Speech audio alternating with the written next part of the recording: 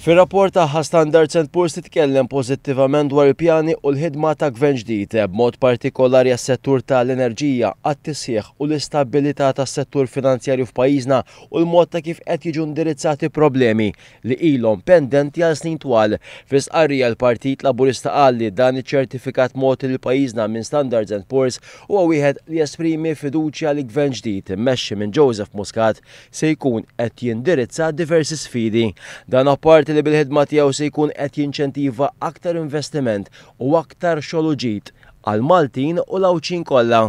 Standard & Poor's kellmu wkoll fost l-oħrajn fuq il-bżonn li l-finanzi tal-gvern jerġgħu jitpoġġew fis-sod kif ukoll fuq it-telf akkumulat tal-Korporazzjoni Eni Malta, żewġ sitwazzjonijiet tenna l-Partit Laburista li tħallew bħala wirt lill-pajjiż u lill-poplu minn gvernijiet nazzjonalisti, żewġ sitwazzjonijiet li gvern ġdid ilu jaħdem fuqhom għal dawn l-aħħar 4 xhur minn meta ingħata l-fiduċja mill-poplu Malti u Awċi fl-elezzjoni tad-9 ta' Marzu li għadda. Ir-riżultat ta' Standard & Poor's huwa riżultat pożittiv għal pajjiżna fejn il-gvern se jkompli jaħdem biex tinżamm l-istabbilità fil-pajjiż, jinħoloq aktar investiment kif ukoll jinħolqu aktar impjiegi.